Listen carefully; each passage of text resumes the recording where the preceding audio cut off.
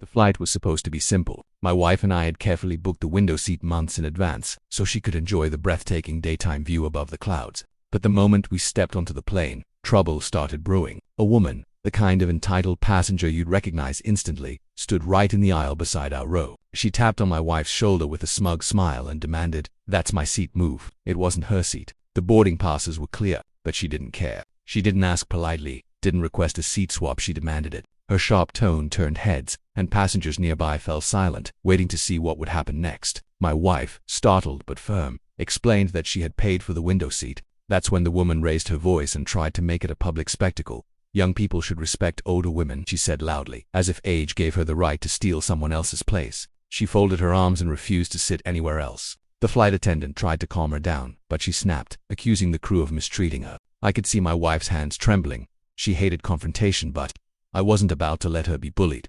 The situation grew so tense that the captain himself came out of the cockpit. Every passenger leaned forward, waiting. The entitled woman thought she had the upper hand, smiling confidently as if the pilot would side with her. What happened next shocked everyone on board and silenced the plane. The morning of our flight couldn't have been more beautiful. The sun was bright, flooding the airport with warm daylight through tall glass windows that stretched toward the ceiling. The rays bounced off the polished floor, giving the bustling terminal a shine that matched the energy of travelers moving in every direction. There was a buzz of excitement in the air. Families with kids pulling colorful suitcases, couples holding hands, and lone business travelers hurrying with laptops in hand. For us, it was the beginning of a trip we had been planning for months, and my wife's smile was as bright as the day outside. My wife had always been particular about one thing when flying. She loved the window seat. It wasn't just about comfort, it was her way of calming her nerves. Watching the world shrink below as the plane climbed through the clouds gave her a sense of wonder, like she was part of something much bigger than herself. So when I booked our tickets, I made sure to grab a window for her. She had mentioned it more than once leading up to the trip. "I hope I'll get to see the daytime view this time. I hate when people block me out of it." I promised her she wouldn't have to worry. The airport process went smoothly, almost too smoothly. We breezed through check-in, cleared security faster than we expected, and even had enough time to sit near the boarding gate and sip on some coffee. My wife leaned her head on my shoulder as we watched planes taxiing across the runway, their wings gleaming in the sunlight. "This is going to be a good trip," she said softly. I nodded, completely unaware of the storm that was waiting for us on the plane when boarding was announced. We stood in line with the other passengers, shuffling forward in the slow rhythm of airport travel. The line inched down the jet bridge, warm air pressing in from outside. My wife clutched her small travel bag, humming under her breath, visibly excited. The moment we stepped into the plane, the cool air conditioning washed over us, and the familiar smell of leather seats and cabin cleaning solution filled the air. We followed the row numbers printed above until we reached ours. That's when everything shifted. Standing right in front of our row was a woman, maybe in her late 50s, with sharp eyes and an expression that said she was already annoyed about something. Her arms were crossed, and she was planted firmly in the aisle as if guarding the row. Her hair was pulled back too tightly, and her lips were pressed into a thin line that deepened the wrinkles around her mouth. She turned as soon as we approached, her gaze immediately fixing on my wife. "That's my seat," she said flatly, pointing at the window seat where my wife was supposed to sit. At first, I thought she was confused. People make mistakes while boarding all the time, right? I smiled politely and explained, "Actually, I think that's my wife's seat. We booked it in advance." But the woman didn't budge. Her eyes narrowed as she repeated, more firmly this time, "No, that's mine. I need the window." My wife froze for a second, glancing at me in disbelief. She wasn't someone who enjoyed confrontation, and I could see her shoulders tense. Still, she managed to keep her voice steady. "I'm sorry, but this really is my seat. Here's my boarding pass," she said, holding it out gently. The woman didn't even look at the ticket. She scoffed, then raised her chin in a way that suggested she expected us to simply give in. "Young people should know how to respect their elders. I need that seat. You can sit in the middle." A hush fell over the passengers seated nearby. Heads turned. Some pretended to scroll on their phones but tilted them just enough to catch the unfolding drama. Others looked straight at us, their curiosity plain. I could feel the weight of every eye pressing into us as my wife shifted uncomfortably under the scrutiny. I stepped forward, trying to keep my tone calm but firm. "Ma'am, this isn't about respect. This is about what's fair. My wife booked that seat months ago. She deserves to sit there." Her face tightened, and her voice rose loud enough for the rows ahead and behind to hear. "This is unbelievable. I'm telling you, I can't fly unless I'm by the window. I have anxiety. I have claustrophobia, whatever you want to call it. Do you want me to suffer?" Now her words weren't just directed at us. She was playing to the audience. A few people shifted in their seats uncomfortably, clearly wishing the problem would resolve itself quickly so the plane could take off. But no one spoke up. My wife glanced at me, her lips trembling slightly. She hated when situations escalated like this, but she didn't want to lose what was rightfully hers. "Please," she said softly, almost to herself, "I really want this seat." That was the moment I realized the woman had no intention of giving up. She wasn't asking for a favor, she was demanding what she believed she could take by sheer stubbornness. Her confidence wasn't born out of mistake. It was entitlement, and that entitlement was about to turn our simple boarding into a scene no one on the plane would forget. Before I could respond, a flight attendant approached, sensing the growing tension. She had the polished smile of someone trained to handle disputes like this. But even she looked wary as the woman immediately turned her frustration toward her. "They're trying to take my seat," the woman complained loudly, pointing at us as though we were criminals caught in the act. The flight attendant calmly checked both tickets, her expression neutral. After a moment, she turned to the woman and said gently, "Ma'am, according to your boarding pass, your seat is in the aisle 2 rows back. This seat is indeed theirs." A murmur of approval rippled quietly among the nearby passengers, but the woman's face flushed crimson. "No," she snapped. "You don't understand. I need the window. I won't sit anywhere else." And with that, she folded her arms across her chest and planted her feet as if she owned the plane. The hum of the engines outside seemed to fade into the background as the tension inside the cabin thickened. Passengers who had been whispering fell silent again, waiting to see what would happen next. My wife gripped my arm tightly, her eyes wide, silently asking me not to let this go at that moment. I knew this was only the beginning of a battle none of us had asked for, but one that would bring the pilot himself out of the cockpit before the plane could ever leave the ground. The cabin had fallen into an uneasy silence. Every person seated nearby seemed to hold their breath as the woman refused to budge. The air felt heavier, charged with discomfort, as if the plane itself knew it could not leave the ground until this problem was resolved. My wife kept her eyes lowered, but her grip on my arm only tightened. She had waited for this trip, waited for this moment to look out over the clouds. And here was someone determined to take it away from her. The flight attendant, maintaining her professional smile, leaned closer to the woman. "Ma'am, please take your assigned seat so we can continue boarding. The flight cannot depart until everyone is seated." But the woman was not listening. She had made the row her battleground, and she wasn't going to retreat. Instead, she turned her voice up a notch, projecting her frustration so that passengers several rows away could hear every word. "This is discrimination. You can't just ignore me when I have needs. I told you I can't sit in the middle or I'll panic if I don't get the window." I could feel people shifting restlessly in their seats. Annoyed by the delay, a man across the aisle muttered under his breath, "Then book a window next time."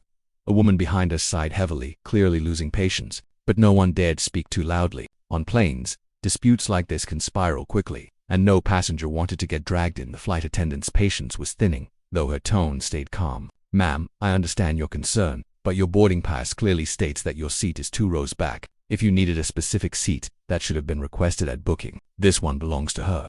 She nodded politely at my wife, who gave a nervous but grateful smile. Still, the woman stood her ground. "No, I will not sit anywhere else. If you force me, I'll have a panic attack right here. Do you want that? Do you want to be responsible for my health?" Her words dripped with manipulation, but she delivered them with the confidence of someone who had pulled this act before and gotten away with it. I could almost see the thought behind her eyes. If I make enough noise, they'll give me what I want just to shut me up. My wife shifted uncomfortably, her voice soft as she finally spoke. "I'm sorry, but this is really important to me, too. I planned for this seat." She held her ticket out again, her hands trembling slightly. The woman ignored her, acting as though my wife didn't even exist. She turned back to the attendant. "You need to move them." "I'm not moving." I could feel my own patience wearing thin, but I knew raising my voice would only make things worse. Instead, I said firmly, "This isn't negotiable. She's sitting here. Please, go to your seat." That was when the woman leaned closer, her face tightening into a look of disdain. "How dare you talk to me like that? I could be your mother. Show some respect."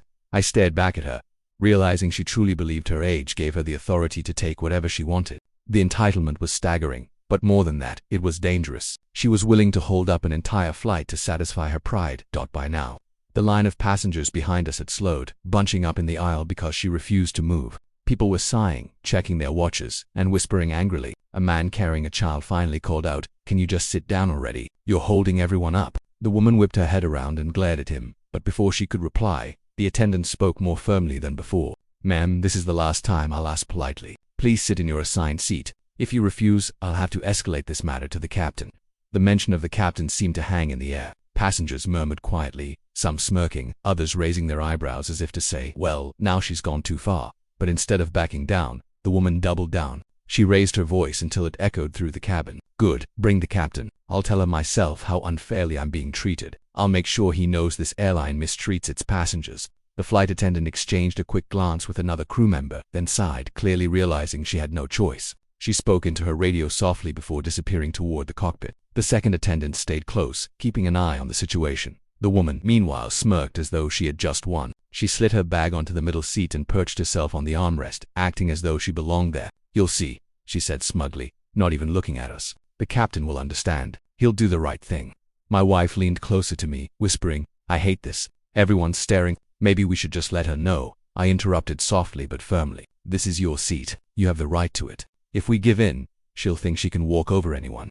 My wife bit her lip, nodding reluctantly. She wanted peace, but she also wanted fairness. I could see the conflict in her eyes. The murmur of conversations picked up again around us. Some passengers voiced sympathy quietly. "Poor girl. She paid for the seat." Others shook their heads, muttering about entitled people ruining everyone's travel. The tension filled every corner of the cabin. After a few long minutes, the cockpit door opened. Out stepped the captain, tall in his uniform, his hat tucked neatly under his arm. The shift in atmosphere was immediate. Conversations stopped. Even the children went quiet, sensing authority in his presence. The woman's smug smile widened as she saw him approach. She straightened up, brushing invisible dust from her blouse as though preparing to make her case in court. "Finally," she said loudly, drawing attention once again. "I'm so glad you're here, Captain. These people are trying to steal my seat, and the crew is siding with them. Can you believe it?" She gestured dramatically toward us, as though we were villains caught red-handed.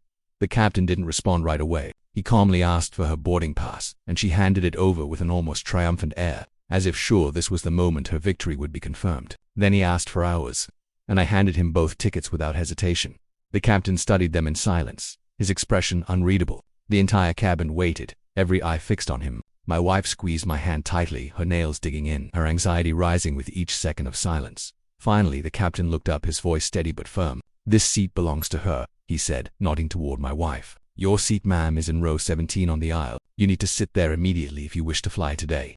Gasps rippled through the cabin, followed by a few quiet chuckles. The woman's smug expression collapsed instantly, replaced with shock and indignation. Her face flushed a deep red as she stammered, but, "I told you, I can't sit there. I won't." The captain's eyes didn't soften. His tone carried the weight of final authority. "Then you will not be flying on this plane. Those are your only options." The silence that followed was deafening. And in that silence, for the first time since boarding, I saw hope flicker in my wife's eyes. For a moment, the cabin seemed frozen in time. The captain's words echoed in the silence like a gavel striking in a courtroom. "Then you will not be flying on this plane." Passengers who had been shifting impatiently now sat straighter, waiting to see how the entitled woman would react. My wife's hand was still gripping mine, her knuckles pale, but there was relief in her eyes now, a spark of justice breaking through the cloud of tension. The woman, however, was not ready to surrender. Her face burned red, and she drew herself up as though summoning the last of her pride. "Excuse me, are you threatening to throw me off this plane for asking for a reasonable seat change?" Her voice quivered with both fury and disbelief, and she glanced around the cabin as if expecting applause from the audience she'd been performing for. But no one clapped. The captain didn't flinch. He simply met her glare with calm authority. "This is not about requests. This is about refusing to follow the rules of boarding and delaying the flight. The seat you're trying to take does not belong to you. Either sit in your assigned place, or we will have to escort you off the aircraft." The murmurs of passengers rose like a wave. A man across the aisle nodded approvingly. A woman 2 rows back muttered, "Finally, someone's putting her in her place." Another passenger even whispered loudly enough for us to hear, "She's been holding us up for 20 minutes. But the woman was unmoved by the disapproval. She spread her arms dramatically, her voice rising. "This is outrageous. I have flown for years, and never have I been treated with such disrespect. You're humiliating me in front of everyone. Do you understand who I am?" Her attempt at intimidation didn't land. The captain's face remained composed, but there was steel in his voice when he replied, "You are a passenger, just like everyone else on this flight. No exceptions." It was the first time I saw her falter. She blinked rapidly, perhaps realizing that her performance was failing. Yet instead of backing down, she tried a new tactic. She clutched at her chest and gasped, "I told you, I have anxiety. I'm going to have an episode right here if you force me into that seat. Do you really want that kind of scene before takeoff?" Some passengers exchanged weary looks. It was clear this wasn't genuine distress, it was theater. My wife whispered to me, "She's pretending, she just doesn't want to lose." I squeezed her hand gently, proud of her for staying strong despite her nerves. The captain, unshaken, motioned to the flight attendant, "Prepare to contact ground security." His voice carried finality. The words landed heavily, and the atmosphere shifted again. Passengers leaned forward, curious and eager to see what would happen if she was escorted out. The woman's eyes widened in panic. This wasn't the outcome she wanted. She had expected to bully her way into the seat, not be threatened with removal. For the first time, her confidence cracked. "Wait," she said, her voice losing its sharpness. "You're really going to call security over this?" "Yes," the captain answered without hesitation. "You are delaying the flight and creating a disturbance. We cannot take off until everyone is seated. This is my final warning." The silence that followed was thick with anticipation. You could feel the entire cabin collectively waiting for her decision. Would she dig in deeper and get herself removed, or would she finally give in? The woman looked around desperately, searching for support, but the faces staring back at her were not sympathetic. They were tired, annoyed, and ready to leave. Some were shaking their heads, others openly glared. She had no allies. Finally, with a loud scoff, she grabbed her bag from the middle seat and shoved it against her hip. "Fine," she spat, her voice dripping with bitterness, "but don't expect me to forget this humiliation." She pushed past the captain, stomping down the aisle toward her assigned seat to Rose's back. A ripple of relief spread through the cabin. Someone clapped quietly, and then a few others joined in, a soft but undeniable applause of victory. My wife exhaled deeply, her shoulders sinking as the tension finally released. She slid into the window seat, her trembling hand brushing the cool glass as if to assure herself it was real, that it was finally hers. The captain turned to us briefly, his stern expression softening. "You're fine now. Thank you for your patience." He nodded once, then returned toward the cockpit. The attendants quickly resumed their duties, checking seatbelts and stowing luggage, their movements brisk with the hope of making up lost time. As my wife settled, I noticed tears gathering at the corners of her eyes, not from fear anymore, but from relief. She leaned her head against my shoulder and whispered, "I thought she was going to win. I thought I'd have to give it up." "Not this time," I said quietly. "This seat is yours. You earned it." Through the window, the sunlit runway stretched endlessly, planes taxiing and glinting in the afternoon light. For the first time since we boarded, the beauty of the moment was no longer overshadowed by conflict. My wife smiled faintly, watching as the ground crew moved below deck behind us. The woman muttered angrily to herself, her frustration still bubbling, but her voice was drowned out by the sounds of the cabin returning to normal. A child laughed somewhere. Overhead bins closed with solid clicks. Passengers shifted, preparing for takeoff. The storm she had created was passing, replaced with calm determination to move forward. The intercom crackled to life. "Cabin crew, prepare for departure." The words seemed to breathe new energy into everyone. Seatbelts clicked into place. The hum of the engines deepened. We were moving as the plane rolled onto the runway. My wife pressed her forehead to the window, eyes wide with anticipation. She had wanted this view so badly, and now it was hers. The sunlight danced across her face as the engines roared, and we lifted into the sky. The ground dropped away, shrinking into patterns of fields and roads, while the horizon stretched endlessly, a soft blanket of clouds glowing beneath us. For a few blissful moments, the trouble was forgotten. It was just us, the sky, and the quiet wonder of flight. But I couldn't help glancing back once, catching sight of the woman in her aisle seat, her arms crossed, lips pursed in silent fury. Though she had lost, the fight wasn't entirely gone from her. Something told me this wasn't the last we'd hear from her before the journey was over. And with that unsettling thought, Chapter 3 closed on a fragile peace high above the daytime world, the sunlight flooding our row as though rewarding us for standing firm. For the first 30 minutes after takeoff, peace seemed to return. The engines purred steadily as the plane sliced through the bright blue sky, its wings glinting in the sunlight. My wife rested her cheek against the window, her eyes fixed on the cotton-like clouds floating below. Her hand finally relaxed in mine, and I could see the tension draining from her shoulders. For the first time since boarding, she allowed herself to enjoy the view she had fought so hard to keep. I wanted to enjoy the moment too, but I couldn't shake the unease lingering in the back of my mind. I had seen the look on the woman's face when she was forced to sit down defeated, but not humbled. She had simmered quietly in her aisle seat, and though she hadn't made a scene since takeoff, I suspected she wasn't finished. Some people carry grudges like luggage. They refused to put them away. The cabin was calm now. Flight attendants wheeled carts down the aisle, offering drinks and snacks. Passengers chatted softly or scrolled through their phones. A child nearby pressed his nose to the window, giggling at the sight of the endless white sea of clouds. The normalcy of it all was comforting. But I caught myself glancing back at row 17. Sure enough, there she was, the woman, sitting stiffly, her arms folded tight across her chest. Her lips moved in a constant murmur, like she was muttering grievances under her breath. Occasionally she threw sharp looks in our direction, her eyes narrowing with hostility. When she caught me looking back once, she smirked, as though promising silently that she wasn't done with us yet. My wife noticed it too. "She keeps staring," she whispered uneasily. "Let her stare," I replied, keeping my voice low. "She already lost. She can't do anything now." But I was wrong. She could, and she would. It began subtly. When the flight attendant passed her row with the drink cart, the woman flagged her down with exaggerated politeness. "Excuse me, she said in a voice loud enough for everyone nearby to hear. "I just want to say I've been treated horribly on this flight. Horribly. That young couple stole my seat." She pointed directly at us, her tone dripping with false sweetness. The flight attendant kept her composure. "Ma'am, as I explained before, the seat is assigned to them. You are in your correct place now. But do you know how humiliating that was for me?" She pressed on. "I should be compensated. Free drinks. Maybe an upgrade, something." A ripple of exasperated sighs passed through the cabin. People were tired of her act. The attendant gave her a practiced smile. "I'll note your concern, ma'am. Can I offer you something to drink?" "Wine," the woman snapped. "And don't try to charge me. I deserve it after what you people put me through." The attendant nodded calmly and poured her a small cup of wine. The woman accepted it with a victorious smirk, as though she'd won some grand battle. She lifted the plastic cup toward us mockingly, as if to toast her supposed victory. My wife turned back to the window, refusing to give her the satisfaction of a reaction. But the woman wasn't finished. A few rows later, when the attendant passed us, she raised her voice again so everyone could hear.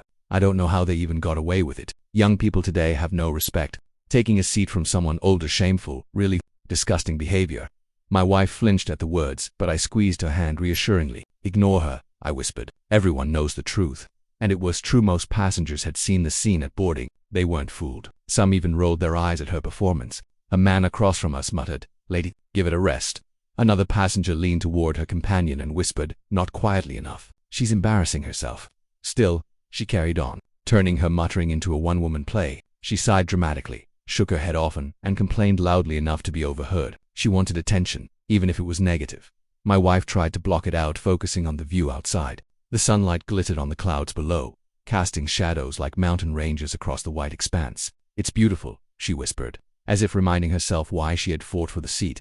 But then the woman escalated. Halfway through the flight, she pressed the call button above her head. When the attendant arrived, she pointed at us with a shaky finger. "They keep looking back at me. They're harassing me. I don't feel safe with them staring." My jaw tightened. That was a blatant lie. I hadn't looked at her in over an hour, and my wife had been glued to the window. The accusation was absurd, but the way she said it loud, emotional, trembling voice made a few passengers glance at us suspiciously. The attendant sighed. "Ma'am, I've been monitoring the situation. They are not harassing you. Please try to relax."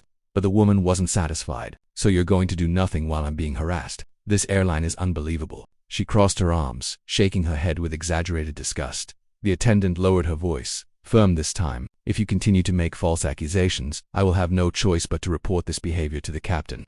That shut her up briefly. She sank back into her seat, muttering again, but quieter now. Still, the damage was done. My wife looked shaken, her lips trembling. "She's trying to turn people against us," she whispered. "She won't succeed," I reassured her. "Everyone saw what happened earlier. No one believes her, but I knew we were walking a thin line. On planes, even the smallest accusation can spiral. The wrong word, the wrong misunderstanding, and suddenly you're in trouble." The fact that she was willing to accuse us falsely made her more dangerous than I had expected. As the flight wore on, the tension became a background hum, constant and exhausting. My wife leaned against me, closing her eyes, trying to rest. I stroked her hand gently, whispering reassurances. Outside, the sky remained brilliantly clear, sunlight flooding the cabin in golden light, as if mocking the storm that brewed within. Toward the final hour of the flight, the woman stirred again. She leaned into the aisle, speaking loudly enough for half the cabin to hear. "When we land, I'm filing a formal complaint. I'll make sure everyone knows how badly I was treated. And I'll mention them." She jabbed a finger in our direction, "for harassing me the whole way." This time, passengers groaned audibly. A man near the back called out, "Lady, we all saw what happened. Nobody's buying your story." A woman in the row beside her added, "You've made the whole flight miserable. Just stop already." The entitled passenger's eyes flashed with anger, but she sank back into her seat, realizing her grip on the crowd was gone. No one was on her side anymore. As the captain's voice came over the intercom announcing our descent, relief washed over me. My wife smiled faintly, gazing out the window at the sparkling coastline below. Despite everything, she had kept her seat, her view, her dignity. But deep down I knew the woman wasn't finished. People like her rarely accept defeat quietly. And as the plane tilted toward the runway, I braced myself for whatever stunt she might pull once we landed. The announcement of our descent should have been a relief. The captain's calm voice over the intercom reassured passengers that we'd be landing soon, and a ripple of movement passed through the cabin as people stretched, adjusted their belongings, and prepared for arrival. The sunlight glared off the wing outside, casting shifting beams of gold into the rows. My wife leaned forward in her seat, pressing her forehead gently against the cool window. Below us, the landscape was beginning to take shape: tiny houses, winding roads, and patches of green breaking through the clouds. But I couldn't relax. Not with the woman in row 17 still simmering, still muttering to herself in frustration. She had caused a storm during boarding, harassed us mid-flight, and now she was whispering furiously, her head jerking toward us every so often. Her refusal to accept defeat made me wonder what trick she had saved for the end as the plane tilted. Beginning its controlled descent, the flight attendants moved briskly through the aisles, with checking seatbelts and stowing loose items. One of them passed by our row and gave us a small nod, a quiet reassurance that they were aware of the situation. It helped, but only slightly. I could feel the tension in my wife's hand as she gripped mine tightly, her nails pressing into my skin. "She won't try anything now, right?" my wife whispered.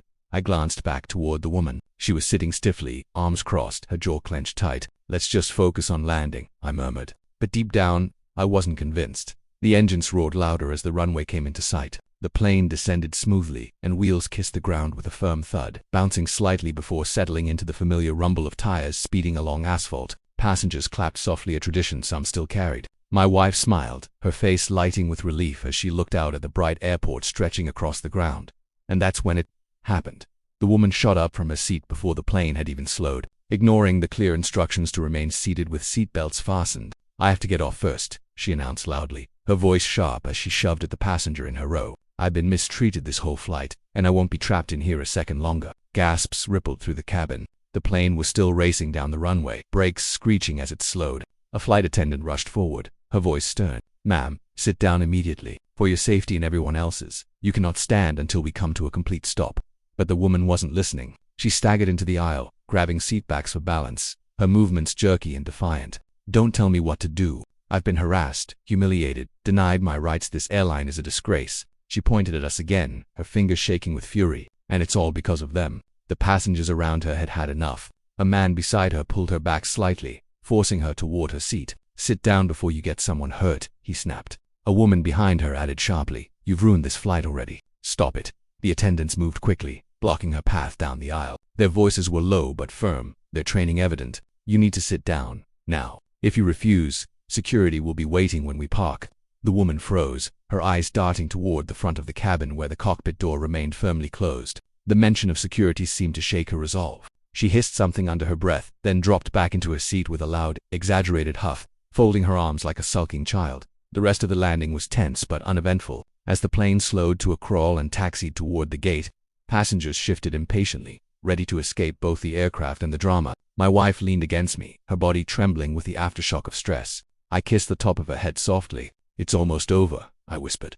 When the plane finally stopped at the gate and the seatbelt sign switched off, the cabin erupted into the usual flurry of motion bags being pulled from overhead bins, passengers stretching, lines forming in the aisle. But this time, all eyes flicked toward row 17. Everyone was waiting to see what the woman would do next. She didn't disappoint. Rising slowly, she held her chin high and addressed the cabin as if delivering a speech. "I'll be filing a formal complaint against this airline and against those two." She gestured dramatically toward us for harassment, humiliation, and emotional distress.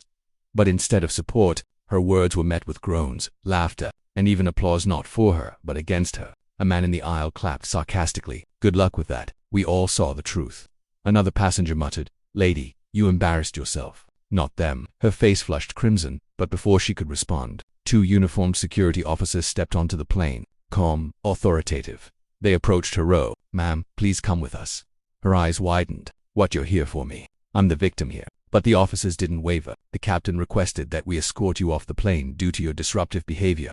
Gasps and murmurs filled the cabin, but this time, there was no sympathy left for her. Passengers moved aside willingly as the officers guided her down the aisle. She sputtered and protested the entire way, her words drowned out by the shuffle of people retrieving their bags, and just like that, she was gone. The silence that followed was thick with relief. Then, as if on cue, a wave of laughter spread through the cabin. The tension shattered, replaced with the shared bond of people who had endured the same ordeal. Some even clapped again, not for the flight, but for the fact that she was finally gone. My wife looked at me, her eyes wide with disbelief and relief. Slowly, a smile spread across her face. "We really made it. I actually got to keep my seat." "Yes," I said softly, brushing her cheek with my thumb. "And you got your view." She turned back to the window one last time, the afternoon sunlight bathing her face in golden light. Outside, the airport bustled with life planes taxiing, workers guiding luggage carts, sunlight reflecting off the tarmac. She sighed happily, content at last. As we stood to collect our bags, several passengers passed us with encouraging words. "Good for you for standing your ground. You handled that so well. Don't let people like her ruin your trip." My wife smiled shyly, her confidence blooming again. Together, we walked down the aisle, leaving behind the cabin that had been both a battlefield and a victory. And though the day had been stressful, one truth rang clear. Sometimes, standing your ground isn't just about a seat, it's about self-respect. As we stepped into the bright terminal, hand in hand, the chaos of the flight faded behind us. What remained was simple: the view, the sunlight, and the quiet satisfaction of knowing justice had been served at 30,000 feet.